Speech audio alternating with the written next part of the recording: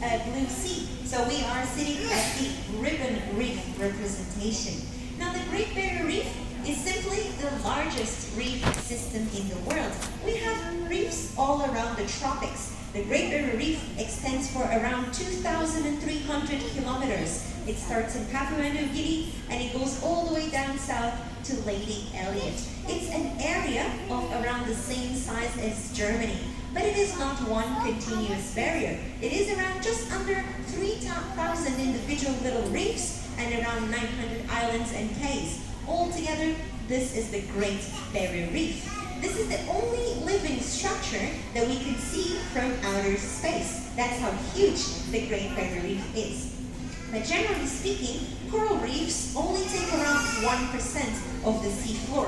However, they are home to 25% of everything that lives in the ocean. So imagine, if we lose the reefs around the world, we lose 25% of all marine life. Now we call it a living structure because even though the hard coral looks like a rock, it is actually the result of the hard work of very tiny little animals called the coral polyps. So these tiny little coral polyps find a hard rock to settle. Just one coral polyp settles on the rock and then it starts to clone itself over and over. Now that it has its own army, each little polyp is taking minerals from the water and building a solid skeleton around themselves. This skeleton is made of limestone. So with time and with cloning themselves, the tiny little polyps will build the entire reef structures that you see that are home and hiding place for many other animals to use.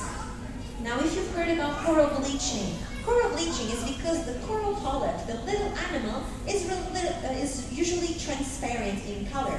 But to have energy to build the reef, the coral polyp lives in a symbiotic relationship, a very useful relationship with the little algae, the zooxanthellae. So during the day, this algae is giving energy for the coral to continue to build the reef. Because just like every plant, the algae is doing the photosynthesis. It is using the energy from the sun, and then it's producing energy for the coral as well. In exchange, the coral is allowing the algae to live under skin. So it's a very good relationship.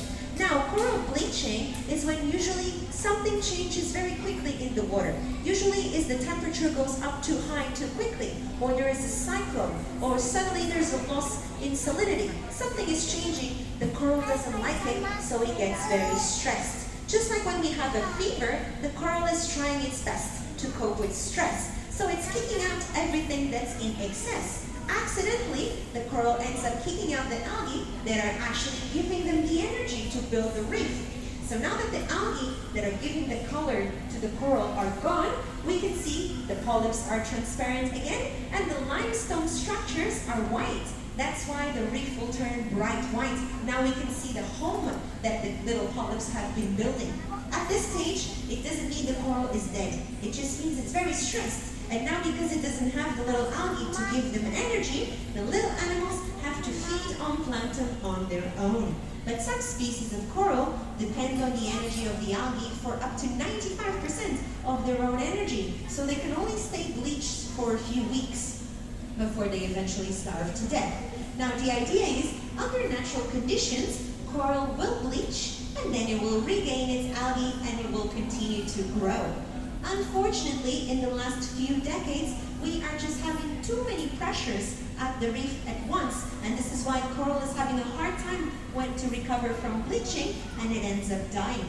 If you are going directly to the reef to see it as a tourist, we strongly recommend you do, but there are two simple things you can do to help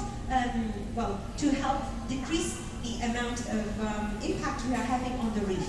One, very simple, please don't touch anything. Please don't stand on anything when you are going to the reef, okay? And the second one, make sure the sunscreen you're using is coral reef safe, because the sunscreen we buy in the supermarket is highly toxic for these animals. If you can't buy any coral reef sunscreen, please make sure at least you apply it a good half an hour before you go in the water. This way, your skin has already had enough time to absorb some of these chemicals before you spread it into the water. Now let's talk about the fun part, which is the fish. Remember, 25% of all marine life lives on coral reefs. This is the tallest deep reef tank we have in the southern hemisphere, and we only have 62 species of fish here. If you go to the reef, you will find around 1,600 species of fish. So there's a lot of interactions going on in a very tight space. At any given moment, you always find someone bigger than you trying to make lunch out of you. So all these little fish, they all have their little role, very important role in the system, and they all have their own defense strategies to cope with not becoming food and to survive long enough that they can reproduce. Some fish actually know about physics. So here we have the deep reef tank, and all along this corridor are other animals that also belong here. So if we don't see them here, I'm sure you will find them around the corner as you go. The first one I want to tell you about, the one that knows about physics, is the red soldier fish. So these guys know that light, as it hits the water and it penetrates down, we start to lose color. That's why below 15 meters of water, we no longer see the color red. So these fish, they are bright red, and all they have to do to survive another day is during daytime, they will stay below 15 meters of water.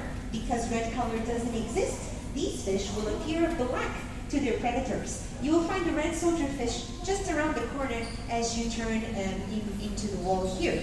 You'll also notice that they have very big eyes. Some animals, especially if they live deeper in the water, they will have larger eyes to capture a lot more light. That's why, once again, it's very important we do not use our flashes here today.